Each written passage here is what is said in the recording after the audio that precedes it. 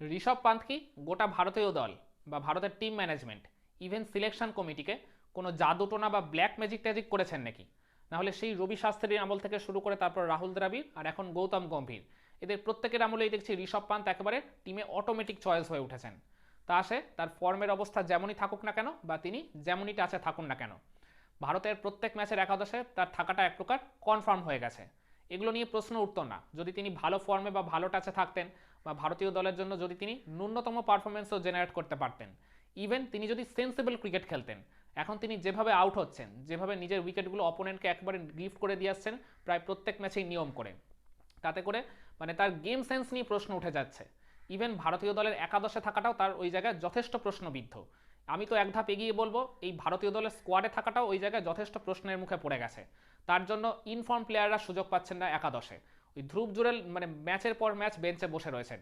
Even এই ধ্রুব জুরেলই কিন্তু ওই ইন্ডিয়ার এর এগেনস্টে অস্ট্রেলিয়ার এর বিরুদ্ধে যে প্র্যাকটিস ম্যাচটা ভারত খেলেছিল এই ভারতের এই 5 ম্যাচের টেস্ট সিরিজের আগে, সেখানে এই এমসিজিতেই কিন্তু 19 রানের একটা অনবদ্য ইনিংস খেলেছিলেন। তো আমরা ভেবেছিলাম হয়তো মেলবোর্ন টেস্টে ওই ধ্রুব জুরেলকে আমরা একাদশে দেখলেও দেখতে পারি, তা সে ঋষভ পান্তের জায়গায় হোক কিংবা অন্য কারোর জায়গায় হোক না কেন। তো ভারতের টিম ম্যানেজমেন্ট তো ঋষভ পান্তকে তো ক্যারি করবেই, কারণ তিনি প্রতিভাবান, ট্যালেন্টেড, তার মধ্যে এক্স ফ্যাক্টর কাজ করে। এই সব তকমা দিয়ে আর কি তিনি দিনের পর দিন খেলে যাচ্ছেন, মানে উইদাউট পারফরমেন্স। মাঝে মধ্যে তিনি পারফরমেন্স করেন, সেটা এক প্রকার ওই কালে ভদ্রে। মানে আন্তর্জাতিক ক্রিকেটে থাকতে গেলে যে ধারাবাহিকতাটা প্রয়োজন, ন্যূনতম ছিটে ফোটাও তার মধ্যে দেখা যায় না। এমনি এমনি সুনীল গাভাস্কার ওই লাইভ কমেন্ট্রি চলাকালীন তাকে ওই স্টুপিড স্টুপিড স্টুপিড এই আখ্যায় আখ্যায়িত করেননি। আপনার ওই মেলবোর্ন টেস্টের প্রথম ইনিংসের কথাই ভেবে দেখুন, যেখানে মানে ঋষভ পান্ত আর রবীন্দ্র জাডেজার মধ্যে একটা পার্টনারশিপ কিন্তু ধীরে ধীরে গড়ে উঠেছিল। আর ওই জায়গায় ভারতের ওই পার্টনারশিপটা কিন্তু খুব প্রয়োজন ছিল। 5 উইকেটে ভারতের স্কোরটা 159 হয়ে গেছিল। তো ওই জায়গায় অন্তত একটা 50 বা 100+ রানের পার্টনারশিপ কিন্তু খুবই প্রয়োজন ছিল ভারতের। ওই তৃতীয় দিন সকালে একটা ভালো শুরু পেয়ে যাওয়ার পর ঋষভ পান্ত কী করলেন, ওই মানে স্কট বোল্যান্ডকে একটা ফলিং স্কুপ খেলে বসলেন। ইভেন তার আগেও ঋষভ পান্ত কিন্তু ওই টাইপের আরও দু একটা শট অ্যাটেম্প্ট করতে গেছিলেন, ব্যাটে বলে কানেকশনটা না হওয়ায় ওই জায়গায় তিনি মানে ঠিকমতো এক্সিকিউট করতে পারেননি।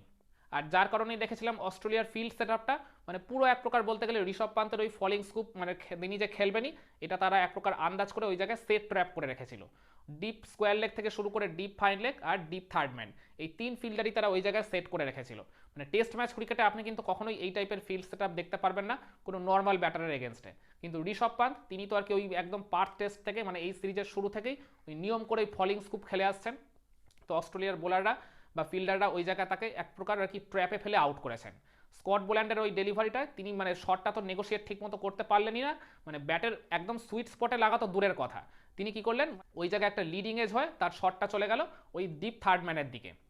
যে শটটা তিনি নেগোসিয়েট করেছিলেন ওই ডিপ ফাইন লেগ বা ডিপ স্কোয়ার লেগ বরাবর, মানে লিডিং এজ হয়ে বলটা চলে গেল ওই ডিপ থার্ড ম্যানের দিকে। নাথান লায়ন ওই ক্যাচটা নিতে কোনো রকম ভুল করেননি। আর ঠিক ওই পার্টিকুলার আউটটার পরই কমেন্ট্রি বক্সে থাকা সুনীল গাভাস্কার ওই তৎক্ষণাৎ স্টুপিড স্টুপিড স্টুপিড এই নামে তাকে আখ্যায়িত করেছেন। যথেষ্ট কারণ রয়েছে, লাইভ কমেন্ট্রি চলাকালীন এমনি এমনি কোনো প্লেয়ারকে কিন্তু সুনীল গাভাস্কারের মতো একজন কিংবদন্তি ক্রিকেটার এরকম স্টুপিড বলেননি। ঋষভ পান্ত যে সময় যেভাবে আর কি এইরকম ভুলভাল শট খেলে আউট হয়েছেন, তাতে তার এই ধিক্কারটা কিন্তু ওই জায়গায় যথেষ্ট প্রাপ্য বলে আমি মনে করি। আর এরপর সেকেন্ড ইনিংসে তিনি কি করলেন, ওই জয়সওয়ালের সাথে তার যখন 88 রানের একটা জুটি গড়ে উঠেছিল, আর একটাই সেশন বাকি ছিল, কিন্তু ভারত ওই জায়গায় ওই মানে লাস্ট সেশনটা কোনো রকমে কাটিয়ে দিতে পারলে তারা কিন্তু ম্যাচটা শিওরলি ড্র করে দিত।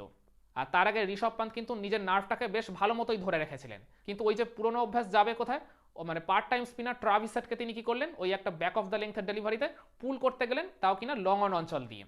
এই এমসিজির বাউন্ডারির আকার কিন্তু অন্যান্য মাঠের বাউন্ডারির তুলনায় যথেষ্ট বড়। তো এই মাঠে আপনি যদি ছক্কা মারতে যান, সেটা যে কোনো পজিশনই হোক না কেন, মানে সেখানে আপনাকে কিন্তু যথেষ্ট পাওয়ার জেনারেট করতে হবে।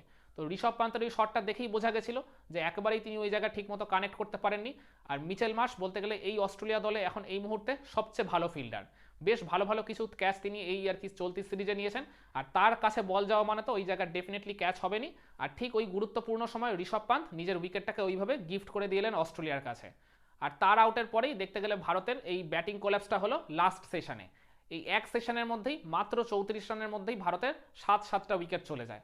তো যার ফলে আমরা স্বপ্ন দেখছিলাম যে ম্যাচটা জেতার, তো আর কি ভারতের মানে প্রথম থেকে ব্যাটিং অ্যাপ্রোচ দেখে মনেই হয়নি যে তারা আর কি জয়ের জন্য খেলছে, তারা যে ড্রয়ের জন্যই খেলছে সেটা বোঝাই যাচ্ছিল। মানে সেই কাজটা তো অলমোস্ট তারা করেই ফেলেছিল।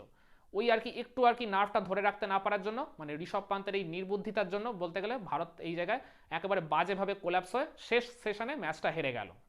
আর ভারতের এই আর কি সিজনটার কথা যদি আমরা ধরি, ওই বাংলাদেশের বিপক্ষে টেস্ট সিরিজ থেকে এখনো পর্যন্ত ওই মেলবোর্ন টেস্ট, মানে এখনো পর্যন্ত ভারত এই যতগুলো টেস্ট খেলেছে তার মধ্যে ঋষভ পান্থ 5 থেকে 6 বার মানে নিজের ভুলে নিজের দোষে উইকেটগুলো অপোনেন্টকে ছুড়ে দিয়ে এসছেন।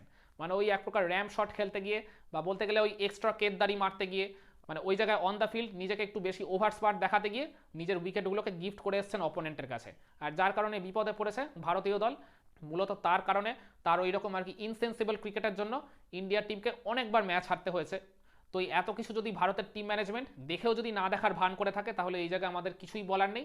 ঋষভ পান্থকে নিয়ম করে তারা প্রত্যেক ম্যাচের একাদশে যে কেন সুযোগ দিচ্ছে, এটাই তো আমার মাথায় ঢুকছে না।